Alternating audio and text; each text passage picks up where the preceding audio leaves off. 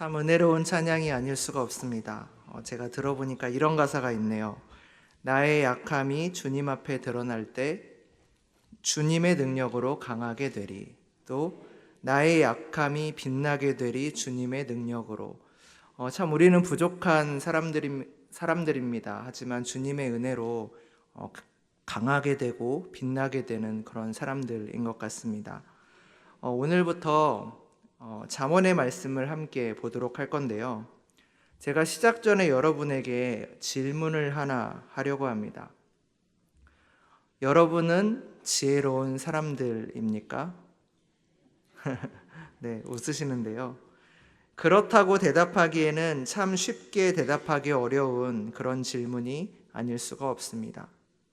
이 자리에 있는 우리들 역시, 그리고 저 역시 이 세상을 살아가는 많은 사람들은 지혜롭기를 원합니다. 하지만 우리가 살아가는 이 현실 가운데 지혜롭게 살아가는 일은 결코 녹록하지가 않은 듯 싶습니다. 오늘을 살아가며 우리가 직면하게 되는 수많은 선택과 많은 상황들 속에서 우리는 매번 지혜로운 결정을 내리고 그 결정에 만족하며 살아가고 싶지만 그렇지 못할 때가 너무나도 많기 때문입니다. 어느 학교에 진학할 것인지, 어떤 직장을 선택할 것인지, 누구와 결혼할 것인지, 또 자녀를 어떻게 양육할 것인지와 같은 인생의 중요한 문제 앞에서 우리는 늘 염려하고 고민하는 존재들입니다.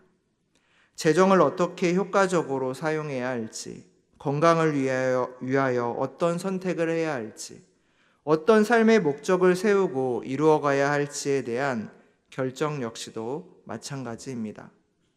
우리는 매일같이 이렇게 수많은 선택들을 마주한 채 서 있으며 각 선택들이 나의 인생을 어떻게 바꿔놓을지 알지 못한 채 고민하고 또 고민합니다. 그렇게 우리는 항상 올바른 판단과 지혜로운 결정을 내리며 조금 더 행복한 삶을 살아가길 원하지만 최선의 선택이었다라고 굳게 믿었던 그 결정과 시간과 선택도 시간이 지나고 나면 그때의 판단을 후회하기도 하는 그런 현실을 마주하기도 합니다. 그때 내가 다른 선택을 했더라면 어떻게 됐을까? 라는 이 생각은 이 자리에 계신 분이라면 누구든 한 번쯤 해보셨을 질문이라고 생각합니다. 우리가 살아가는 지금 이 시대를 한번 떠올려 볼까요?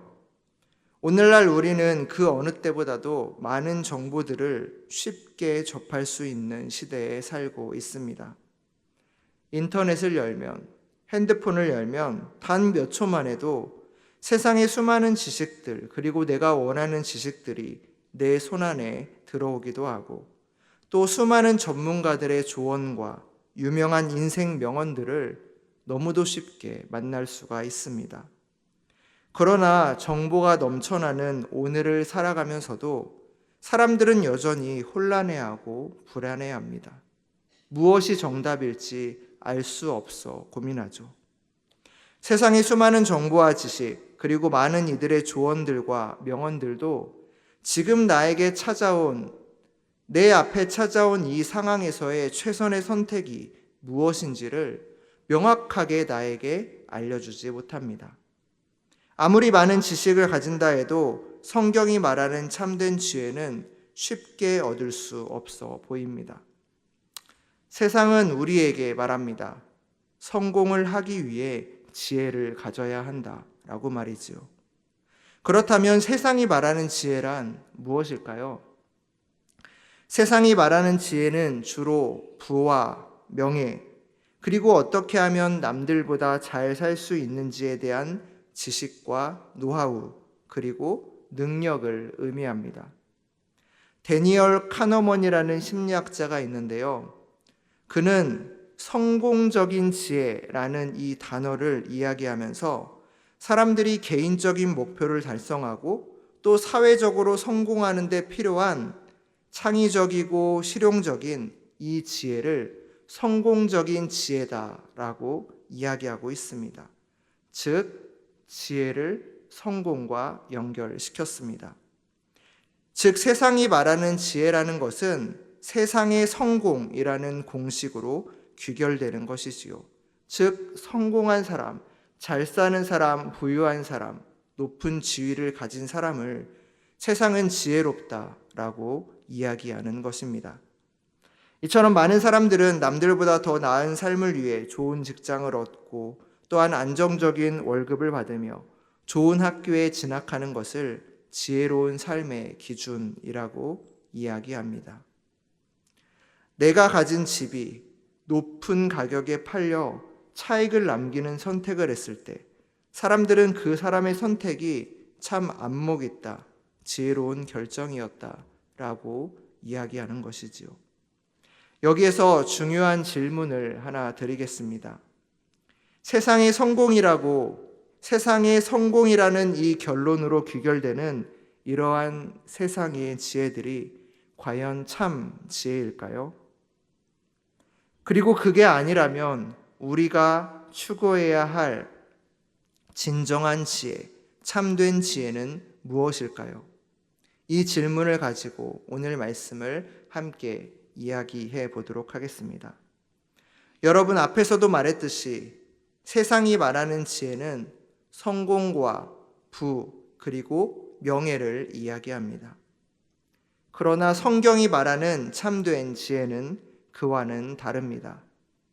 참된 지혜는 일시적인 성공이나 물질적인 축복에 머무르는 그런 지혜가 아닌 우리를 영원한 삶, 영원한 진리로 인도하는 그런 지혜를 말합니다. 그리고 오늘 말씀에서 잠언의 저자는 참된 지혜에 대해서 이렇게 말하고 있습니다. 우리 7절의 말씀, 오늘 7절의 말씀을 함께 읽어보도록 하겠습니다. 여호와를 경외하는 것이 지식의 근본이거늘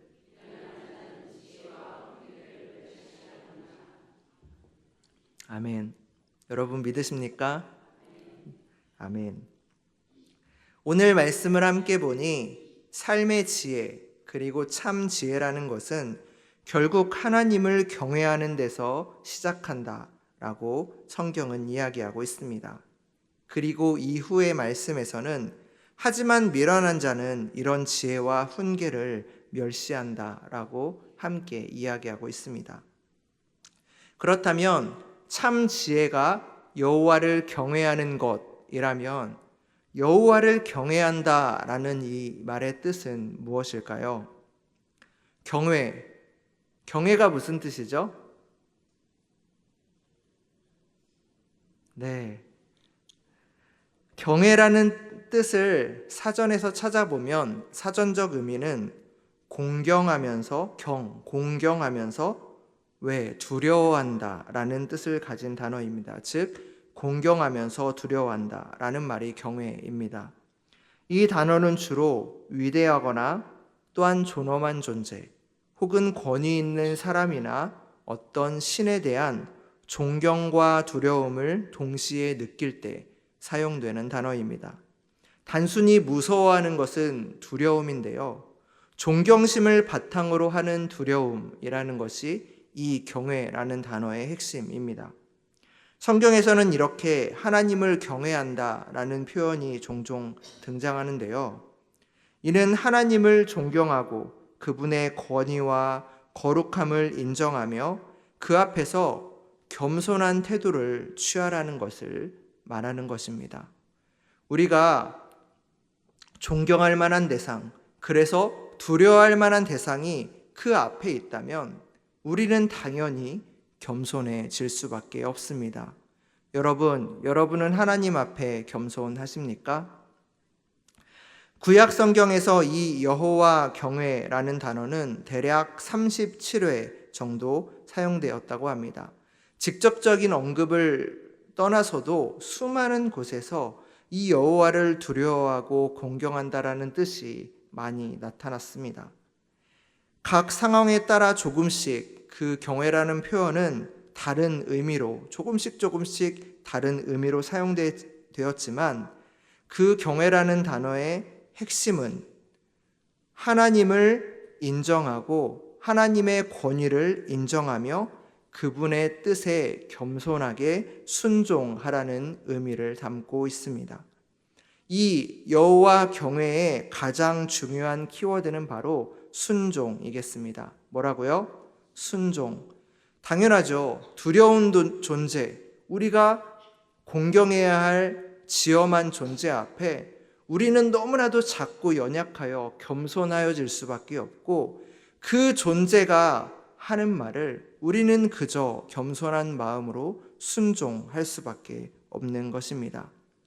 이는 신명기 6장의 말씀을 통해서도 자세히 알 수 있는데요. 신명기 6장 24절의 말씀은 여호와 경외라는 것과 하나님의 말씀에 순종하는 것이 어떠한 관계인지를 보여줍니다.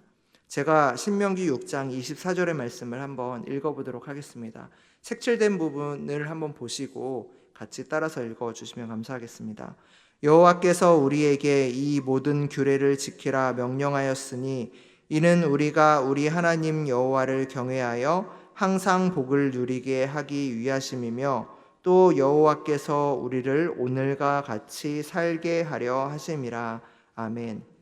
여기서 색칠된 부분에 보면 모든 규례를 지키는 것과 우리 하나님 여호와를 경외하는 것, 이것이 어떻게 연결되어 있는지를 보여주고 있는데요. 신명기 말씀에서는 우리가 하나님을 사랑하고 하나님을 마음과 뜻과 정성을 다해 정성껏 그 하나님을 섬기면 이것이 바로 여호와를 경외하는 것이라고 이야기합니다. 이는 단순히 우리가 말로만 하나님을 두려워하고 존경하는 것이 아닌 우리의 전 인격적인 순종과 행위를 통하여 그리고 헌신을 통하여 하나님을 경외해야 한다는 것을 이야기하는데요. 우리가 잘 알다시피 나의 온몸으로 하나님을 사랑하고 나의 마음과 뜻과 정성을 다해 하나님을 섬기는 것, 이것이 바로 여호와 경외라는 것입니다. 즉 여호와 경외란 나의 입으로만 고백하는 두려움, 입으로만 이야기하는 것이 아닌 하나님을 향한 진정한 사랑과 그분의 말씀을 따라 순종하는 것, 그리고 행하는 것을 이야기하는 것입니다. 한번 예를 들어 볼까요? 우리가 하나님을 경외합니다라고 우리의 입으로는 늘 고백하면서도 하나님의 말씀을 전혀 듣지 않고 순종하지 않고 내가 살고 싶은 대로 나만의 방식대로 살아간다고 합시다. 그러면 그것이 하나님을 올바로이 경외하는 모습일까요? 아닐 것입니다. 예를 들어 부모와 자녀와의 관계를 한번 생각해 보시기를 바랍니다. 자녀가 부모님에게 엄마 아빠 너무나도 사랑해요 라고 입으로는 그렇게 고백하지만 부모님의 가르침을 무시하고 내가 하고 싶은 대로 내 마음대로 그렇게 행동한다면 그것이 정말 부모님을 사랑하고 존경하는 일일까요? 아닐 것입니다. 이것은 진정한 사랑이 아닙니다. 즉 하나님을 경외한다는 것은 입으로만 고백하는 것이 아니라 그분의 가르침과 명령을 따르고 실천하겠다라는 우리 몸의 순종, 우리 몸의 행동이 함께 이루어져야 하는 것입니다.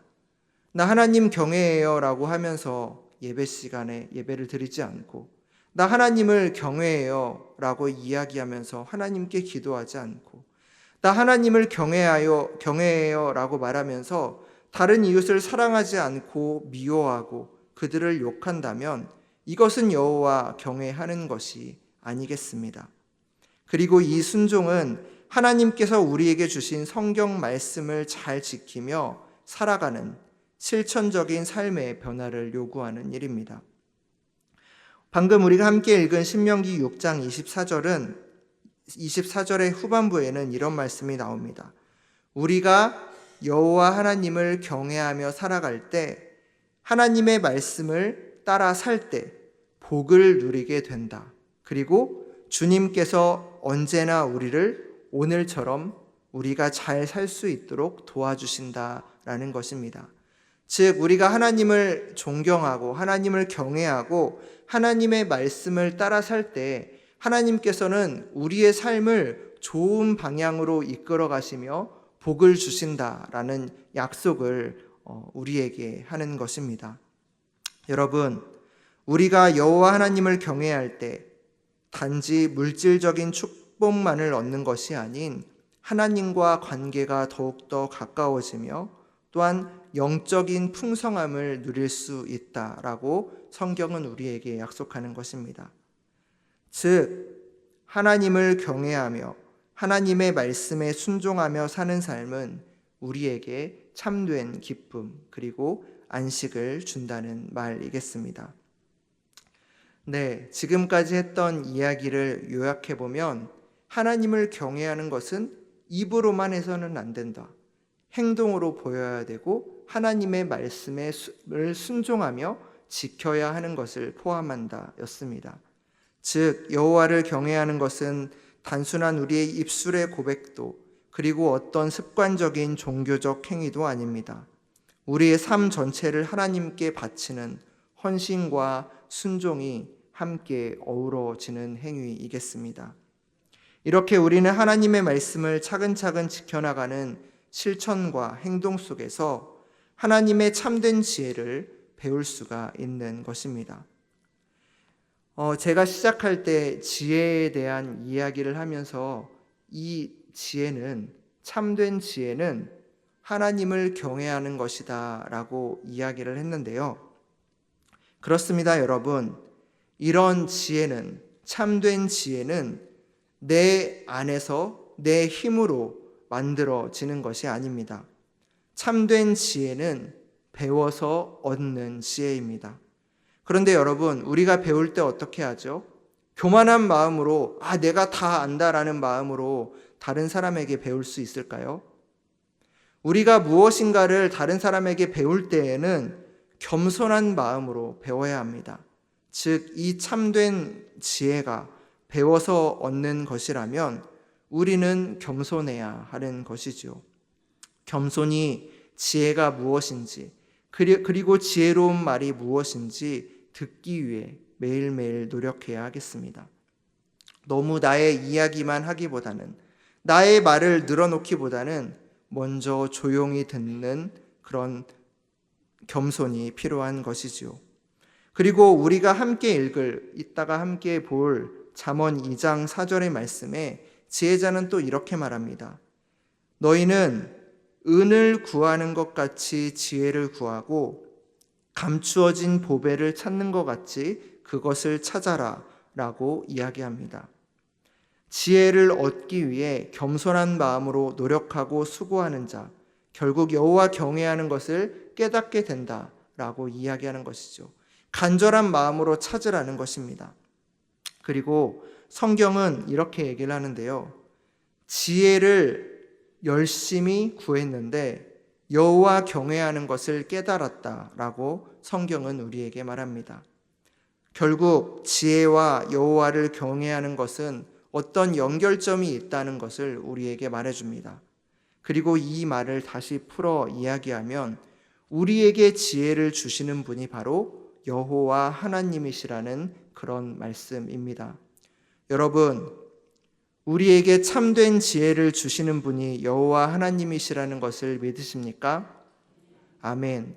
여러분 믿으신다면 겸손한 마음으로 하나님 앞에 순종하며 우리가 할 수 있는 최선의 것들을 실천하며 살아가시기를 바랍니다.